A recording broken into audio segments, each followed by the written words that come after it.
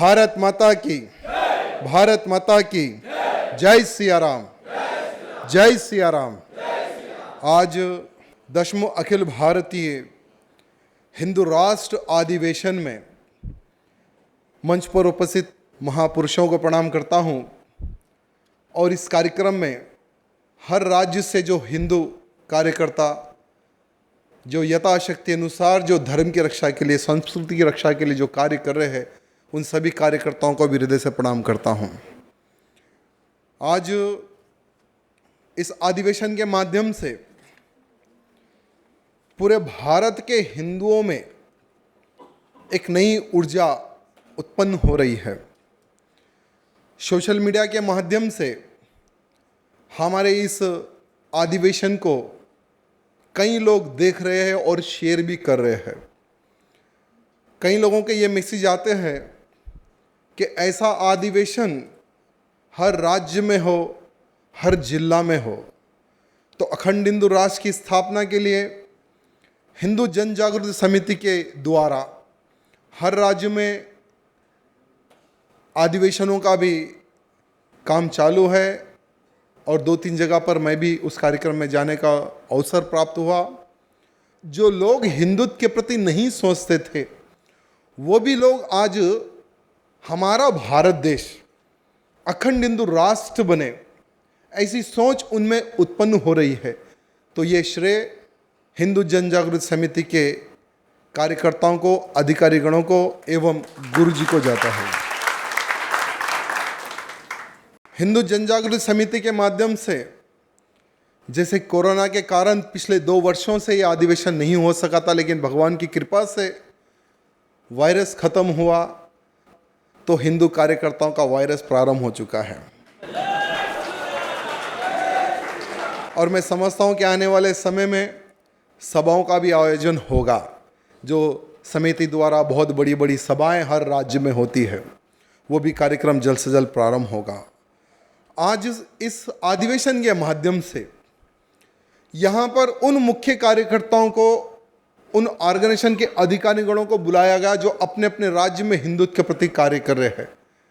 आज इस अधिवेशन के माध्यम से आपको एक नई ऊर्जा लेकर आपको अपने राज्य में जाना है, क्योंकि इतने वर्ष जो आप लोगों ने अपने अपने राज्य में जो कार्य किया, वो कितनी स्पीड से आपने कार्य किया वो आपको पता है कि आप लोगों ने कितना कष्ट सहा है, फाइनेंशियली, फिजिकली, पुलिस द्वारा टॉर्चर, लोगों का सहयोग नहीं मिलना, राजनेताओं का टॉर्चर आप लोगों को कितना होता है, रोका जाता है, केस लगाया जाता है। ये सभी आप लोगों ने सहकर भी जो हिंदुत्व के प्रति आप कार्य कर रहे हैं, ये आप सब जानते हैं।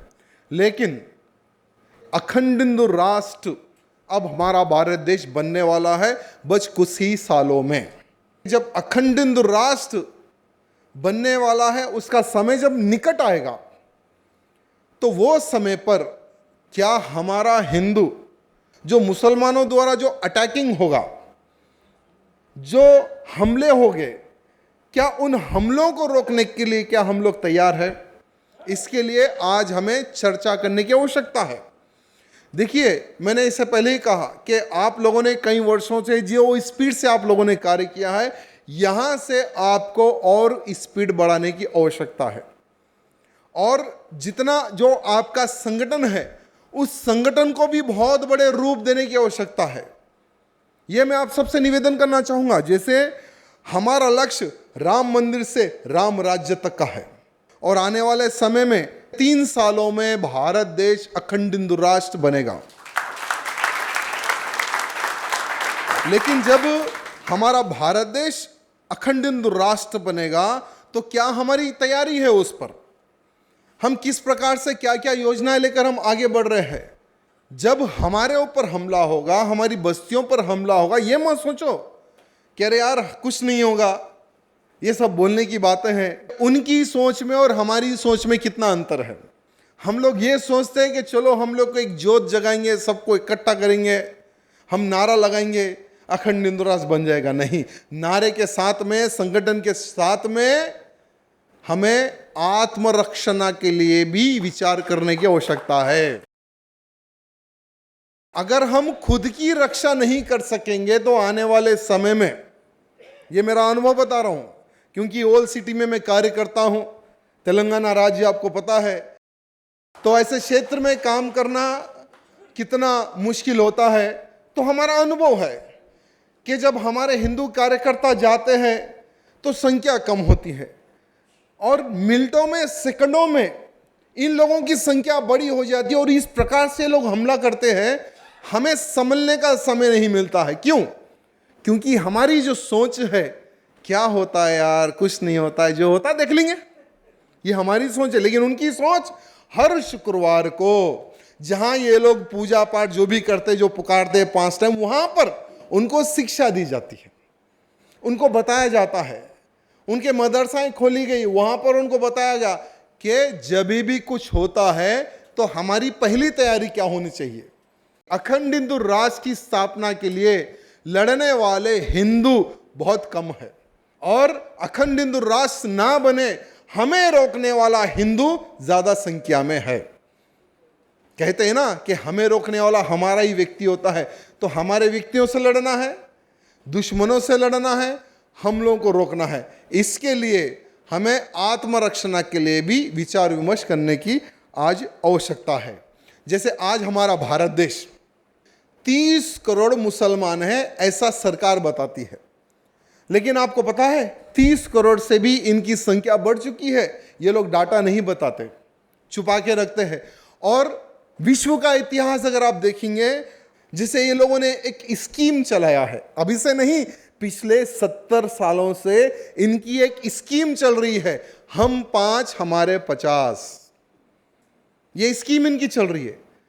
तो इस स्कीम के माध्यम से आप सोचिए कि हमारी सोच में और इनकी सोच में कितना अंतर है। हम लोग क्या सोचते हैं, हम दो हमारे दो, हम हमारे बच्चों को इंजीनियर बनाएंगे, हम हमारे बच्चे का फ्यूचर बनाएंगे, वो हमारा परिवार संभाले, हमारा भविष्य संभाले, हमें 4 पैसे कमा के दे, एक अच्छा बड़ा आलीशान घर हमारे लिए बना के रखे। ठीक है, बन जाएगा, बड़ा एडवोकेट भी बन जाएगा, बड़ा आलीशान घर भी बनेगा, लेकिन उस घर में आप ज़्यादा दिन नहीं रह सकेंगे, क्योंकि इस्लामिक राष्ट्र बनेगा और ये आके उस घर में राज करेंगे। ये इतिहास कहता है, मैं नहीं। क्योंकि जहाँ जिस देश में इनकी संख्या बढ़ी, समझो वो देश इस्लामिक राष्ट्र बन के ही रहेगा। और साथ ही साथ कुछ दिन पहले ही एक संगठन मेरे सामने आया था, जिससे लव जिहाद का, जैसे हर बार हम लोग इस मंच के माध्यम से कहते हैं कि लव जिहाद को रोकना है, रोकना है। जब रोकना है हम कहते हैं तो कई ऐसे राज्य में जो कुछ ऑर्गेनाइजेशन है वो लोग रोकने में प्रयास करते हैं, लेकिन अनेकों नाम से उनके नए नए ऑर्गेनाइजेशन बने हैं, अनेकों अलग अलग नाम से, और बहुत ही तेजी से हमारी दलित बहनों को और अलग अलग समाज की हमारी बहनों को कन्वर्ट किया जा रहा है, फंसाया जा रहा है। बहुत ही तेजी से काम चल रहा है। इस विषय पर भी आपने अपने राज्य में आप लोग विचार करो। और मैं निवेदन करना चाहूँगा कि अगर कोई भी ऑर्गेनाइजेशन, बड़ी बात नहीं बोल रहा हूँ, जिस ऑर्गेनाइजेशन की संख्या अगर 50,000 हो जाए राज्य में, तो उनको कोई रोक नहीं सकता, कोई रोक नहीं सकता। इसीलिए अपने अपने ऑर्गेनाइजेशन को ताकतवर करो, अपने अपने ऑर्गेनाइजेशन को जितना हो सके उतना बढ़ाइए, कार्यकर्ताओं को जोड़िए, नौजवानों को जोड़िए, और हिंदू जन जागृति समिति के कार्यकर्ताओं की भी संख्या अपने अपने राज्य में बढ़ाइए। देखिए, हिंदू जन जागृति समिति में शक्ति भी है और भक्ति भी है। किस प्रकार से वो अपनी शक्ति से और अपनी भक्ति से आपकी राज्य की भी सुरक्षा करेंगे, और आने वाले समय में जो संकट आएगा, भक्ति और शक्ति से उस संकट को भी रोकने में क्षमता इस ऑर्गेनाइजेशन में है, क्योंकि हमने देखा है। इसलिए मैं आपको कहना चाहूँगा कि आप लोग भी इस विषय पर विचार करें। और मैं आप सबसे निवेदन पहले भी करा था कि हमें साइलेंटली नहीं अभी काम करना है, अब हमें ढोल बजाकर काम करना है कि हमारा भारत देश अखंड हिंदू राष्ट्र बनेगा और हम बना कर ही रहेंगे। इसके लिए हमें कोई भी ताकत नहीं रोक सकती। तो अपने अपने राज्य में रैलीज हो या सभा का आयोजन आप लोग कीजिए, समिति द्वारा हर प्रकार से आपको सहयोग किया जाएगा। आपको जो वक्ता चाहे उस वक्ता को आपके राज्य में लाने की बाध्यता इस समिति उठाती है। क्योंकि हमें जब तक हमारी ताकत हम बताएंगे नहीं, तब तक ये नहीं दुश्मन को पता चलेगा कि अरे यहाँ पर हिंदू है, हाँ वहाँ पर कुछ वो गली में है, वो कुछ बस्ती में उनका छोटा सा ऑर्गेनाइजेशन है, वो चुप झंडा लेकर वो कुछ नारे देते हैं, उनका उतना दम नहीं है। ये फीलिंग दुश्मनों में है, ये फीलिंग दुश्मनों में है। तो उनकी फीलिंग अगर हमें बदलना है तो बेटा तुम्हारे बाप की संख्या हमारे राज्य में बढ़ चुकी है। अब हिंदू झुकने वाला नहीं, अगर हिंदुत्व के प्रति तुम आंख उठाए तो यही हिंदू तुम्हारा नामो निशान मिटा देगा। ये हमें बताने की आवश्यकता है। और अगर हर राज्य में हम हमारी ताकत बढ़ाएंगे तो जिस दिन भी हर राज्य में हिंदुओं की संख्या, अगर हमारा शक्ति प्रदर्शन राज्यों में अगर होगा, तो बड़ी बात नहीं बोल रहा हूं, ये लोग टोपी निकालकर तिलक लगाने पे मजबूर हो जाएंगे। ये भी हमारा एक अनुभव है, तेलंगाना में हमने देखा है। तेलंगाना में 2010 से पहले हिंदू मार खाता था, 2010 के बाद में हिंदू मारना प्रारंभ किया। 2010 के बाद में, क्योंकि 2010 में श्री रामनवमी शोभा यात्रा निकली थी, किसी ने नहीं सोचा। गली गली में छोटे मोटे श्री रामनवमी शोभा यात्रा निकलती थी। 2010 में हजारों लाखों की संख्या रोड पे निकल गई, राम भक्तों की संख्या रोड पे निकल गई। जब से भगवान श्री रामचंद्र जी का आशीर्वाद तेलंगाना के राम भक्तों को मिला, तब से लेकर आज तक ये लोग पत्थर मारने के लिए 10 बार सोचते हैं मेरे भाइयों। इसलिए बता रहा हूं, संगठन में शक्ति है, संगठन में रहो और अपनी ताकत बताओ कि हमारे राज्य में भले ही अलग अलग हिंदू ऑर्गेनाइजेशन क्यों ना हो, पहली तो बात हमारे अंदर जो ईगो है कि भाई हमारा ये ऑर्गेनाइजेशन है, हमारे पास इतनी संख्या है, उनका ऑर्गेनाइजेशन में कोई दम नहीं है। ये जो कुछ मैंने देखा है दिल्ली के कुछ ऑर्गेनाइजेशन में, मैं जब दिल्ली एक कार्यक्रम में गया था तो मैंने सोचा कि सभी ऑर्गेनाइजेशन से एक बार मैं मिलूं, सभी अधिकारी गणों से मैं मिलूं, कोई आने को तैयार नहीं है। सब कहते हैं कि भैया मैं आपसे अलग मिलना चाहता हूँ, मैं अलग मिलना चाहता हूँ, मैं अलग। मैं पूछा भाई अलग अलग का क्या सिस्टम है? बोला ठीक है आओ। सबसे अलग अलग मिला, यानी एक दिन सब में मिलने में होगा। 15 से 20 ऑर्गेनाइजेशन से मिला और सबकी एक ही फीलिंग, 50 जनी नहीं है उस ऑर्गेनाइजेशन में, लेकिन फीलिंग हमारी उनसे नहीं जमती, हमारे इनसे नहीं जमती। अरे यार, अखंड हिंदू राष्ट्र का सपना तुम लेकर आगे बढ़ रहे हो, और अगर तुम्हारे में संगठन नहीं तो तुम क्या हिंदुओं को संगठित करोगे? तो क्या तुम हिंदुओं को संगठित करोगे? इसलिए हमारा लक्ष्य हिंदुओं की सेवा करना, हिंदू राष्ट्र की स्थापना करना, देश की सेवा करना। अगर ये हमारा लक्ष्य है तो मुट्ठी अगर ऐसी रहेगी तो कुछ नहीं हो सकेगा। मुट्ठी को बंधना पड़ेगा, मुट्ठी को बंधो, देखो कितनी ताकत बढ़ेगी। तो ये काम कोशिश करें सब लोगों को जोड़ने का, वो काम चालू है। इसीलिए ये अधिवेशन का कार्यक्रम किया जाता है, इसलिए इस अधिवेशन में आप सबको बुलाया जाता है। आप लोग क्या कार्य कर रहे हो, आप लोगों की क्या शक्ति है, हमारे से क्या सहयोग होना है, आपको बोलने का मौका दिया जाता है। आपको मैं पूछना चाहता हूं कि कोई मंच आपको नहीं देगा बोलने के लिए, हर मंच से आपको दबाया गया, कहीं पर आपको बोलने का अवसर नहीं मिलता। लेकिन ये मंच ऐसा है, सारा देश आपकी बोली को और आपकी सोच को और आपके कार्य को देखता है और फॉलो करता है। ये वो मंच है। हमें भी बोलने के लिए रोका जाता था, हमें भी 4 सीट के पीछे बिठाया जाता था। लेकिन जब पहला अधिवेशन हुआ था, पहले अधिवेशन में मेरा आने का सौभाग्य मिला। पहली बार मैंने बोलना इस मंच के माध्यम से सीखा, पहली बार। वो तारीख थी और आज की तारीख है, 4 सीट के बजाय आप मुझे फ्रंट सीट में बिठाया जा रहा है बाहर। ये होता है समिति का कार्य और समिति की शक्ति। इसलिए मैं आप सबसे निवेदन करना चाहूंगा, अखंड हिंदू राष्ट्र बस बनने वाला है, सरकारें डरने वाली है, बस डराने वाला चाहिए और संगठन का निर्माण होना चाहिए। आज एक योगी आदित्यनाथ पूरे देश को हिला सकता है, एक संत पूरे देश को हिला सकता है। आने वाले समय में हर राज्य में योगी आदित्यनाथ बाबा जैसी सोच वाले नेताओं का निर्माण होना चाहिए। राजनीति मेरा भविष्य नहीं है, अखंड हिंदू राष्ट्र मेरा भविष्य है। हिंदुत्व का कार्य करते करते करते मैं विधायक बना। हिंदुत्व का कार्य करते करते 2014 में भी विधायक बना। 2018 में आप लोगों ने पूरी ताकत लगा दी मेरे को हराने के लिए। 119 विधायकों के ऊपर आप लोगों ने करोड़ों रुपए खर्च किए। मुझे किसी का आशीर्वाद नहीं मिला, सहयोग नहीं मिला, लेकिन 118 लोग हार गए, मैं अकेला जीत गया। यह होता है हिंदुत्व के प्रति कार्य करने का लाभ। जो हिंदुत्व की बात करेगा वही देश पे राज करेगा। ये हम योगी जी के बाबा को देखकर ये कह सकते हैं। तो मैं आपको राजनीति की बात क्यों कह रहा हूं? क्योंकि आज राजनेताएं हिंदुत्व के प्रति बात नहीं करते, डरते ये लोग। क्योंकि हिंदुत्व की बात हम करेंगे तो मुसलमान नाराज हो जाएगा। हिंदुत्व की बात करेंगे, लव जिहाद की बात करेंगे, कन्वर्शन की बात करेंगे, हलाल की बात करेंगे तो मुसलमान नाराज हो जाएगा, ये हमें वोट नहीं करेगा। ये मानसिकता आज के हिंदू नेताओं में भरी हुई है। तो इनकी मानसिकता को निकालो। अपने अपने राज्य में जो हिंदुत्व की बात करेगा उसको हम भिजाएंगे विधानसभा, उसको हम भिजाएंगे पार्लियामेंट।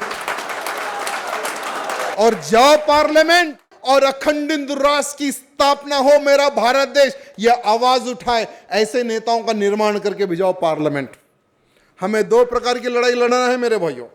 एक तो हिंदू नेताओं का निर्माण होना है, दूसरा भारत का एक एक हिंदू अखंड हिंदू राष्ट्र की स्थापना हो, मेरा भारत देश अखंड हिंदू राष्ट्र बने। प्रधानमंत्री मोदी जी डिक्लेयर करो कि मेरा भारत देश अखंड हिंदू राष्ट्र है। ये सोशल मीडिया के माध्यम से हमें प्रचार करना है। तो अगर मेरे भारत का हर हिंदू, भारत देश का हर वो कोने कोने का हिंदू अगर अपने फेसबुक के माध्यम से हो, इंस्टाग्राम के माध्यम से हो, यूट्यूब के माध्यम से हो, यानी सोशल मीडिया के माध्यम से हो, रोजाना आप कोई ना कोई कमेंट करते हैं, कोई ना कोई पोस्ट करते हैं, लेकिन हम सारे के सारे हिंदुओं को यह कहना है कि भारत देश को अखंड हिंदू राष्ट्र घोषित करे मोदी जी। आप घोषित करो, आपको आने वाले समय में हो या और 10 साल हो या और 20 साल हो, कोई हिला नहीं सकेगा। यह कमेंट आना चाहिए, यह काम होना चाहिए। आप और हम कितना लड़ेंगे? अभी कोई कुछ ऐसे ऐसे कार्यकर्ता है जिनको मारने के लिए पॉपुलर फ्रंट ऑफ इंडिया हो या आईएसआई के कुछ एजेंट हो या वो ऑर्गेनाइजेशन हो, या ऑर्गेनाइजेशन ऑलरेडी लगे हुए हैं। लेकिन भगवान की कृपा है अभी तक सब लोग बचते आ रहे। लेकिन हमारे कर्नाटक का एक भाई को मार दिया गया और कुछ राज्यों में मार दिया गया। कमलेश तिवारी को मार दिया गया। मर रहे हैं ना कार्यकर्ता, अभी मर रहे हैं ना। तो कब तक मरेंगे? क्या मरने के लिए पैदा हुए क्या हम लोग? इसीलिए आत्मरक्षा के लिए सीखो, कुछ बनो और हिंदू कार्यकर्ताओं को तैयार करो। तेलंगाना में हजारों की संख्या में कार्यकर्ताओं का निर्माण किया गया। गुरुजी ने कहा कि हिंदू राष्ट्र बनेगा, हिंदू राष्ट्र से पहले एक सुनामी आएगी, एक तूफान आएगा। उस तूफान से लड़ने के लिए हर हिंदू को एक योद्धा और एक लोहे का वैसा बनना है, क्योंकि तूफान से लड़ना है। जो नहीं लड़ेगा वो मारा जाएगा, क्योंकि इतिहास गवाह है जो लड़ा है वो पृथ्वीराज चौहान जैसा वीर, महाराणा प्रताप जैसा वीर, संभाजी जैसा वीर, ऐसा उनका नाम रोशन हुआ है। जो नहीं लड़ा ऐसे कईयों मुगलों के नाजायज औलादे बन गया, जो कन्वर्शन हो गया। हिंदू भाई बंधुओं से अंत में एक ही कहना चाहूंगा, समय निकट है, समय बहुत कम है, बस तैयारी करो, स्टार्ट करो काम। अगर आप आज से स्टार्ट करेंगे काम, अपने अपने राज्य में आज से स्टार्ट करेंगे, बोलिए किस राज्य में आना है, समिति को इंटीमेशन दीजिए, हम आएंगे आपके राज्य में, हम आएंगे हिंदुओं की सेना का निर्माण करने। तमिलनाडु हो या कोई भी राज्य हो, किसी भी स्टेट में हो, हाँ हम तैयार है। बस एक मैसेज समिति को दीजिए, समिति की पूरी टीम जो वक्ता चाहे, जो व्यक्ति चाहे, जो संत चाहे, आपके राज्य में आएगा और आपके बीच में बैठेगा। बस आपकी वेटिंग है। मैंने इससे पहले भी कहा तो आज भी कह रहा हूं, सोचने का समय गया, उठो लिखो इतिहास नया, उठो लिखो इतिहास नया।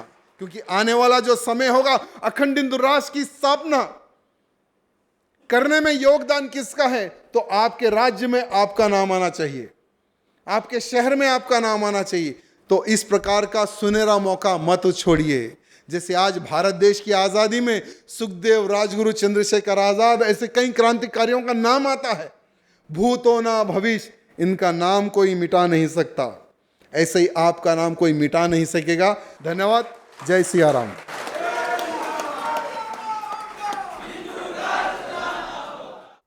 सभी को प्रणाम। अभी हमने तेलंगाना के लोकप्रिय विधायक श्री टी राजा सिंह, इनका प्रखर भाषण सुना।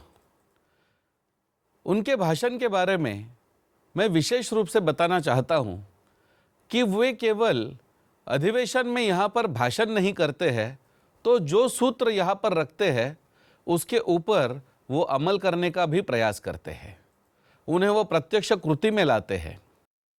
और इसी दृष्टिकोण से उनका हिंदू संगठन का कार्य भी अनुकरणीय है। आज विधायक होने के कारण से उनकी दिनचर्या अत्यंत व्यस्त रहती है, लेकिन हिंदुत्व के सूत्रों के बारे में उनकी हमेशा प्रधानता होती है। राजा भैया का भाषण इतना प्रभावी होता है कि जो युवा उनके भाषण को सुनते हैं, वो युवा हिंदू राष्ट्र के कार्य में स्वयं सक्रिय हो जाते हैं। इसलिए राजा भैया ने जो इस अधिवेशन के अपने भाषण में हिंदू जन जागृति समिति के संदर्भ में जो विश्वास व्यक्त किया है, उसके लिए मैं उनका आभारी हूँ। हिंदू राष्ट्र के स्थापना का कार्य और उसका संकल्प यदि हमें साकार करना है, तो राजा भैया जैसे प्रखर वक्ता और कृति करने वाले विधायक आज समाज में आवश्यक है। राजा भैया ने जो विषय यहाँ पर रखा है, उस प्रकार से वक्तव्य रखने वाले तथा उस प्रकार से कार्य करने वाले और कुछ नेता हिंदू समाज को यदि प्राप्त हो, तो निश्चित ही हिंदू राष्ट्र की स्थापना दूर नहीं है। धन्यवाद राजा भैया। नमस्कार। जय तू हिंदू राष्ट्रम, जय तू हिंदू राष्ट्रम।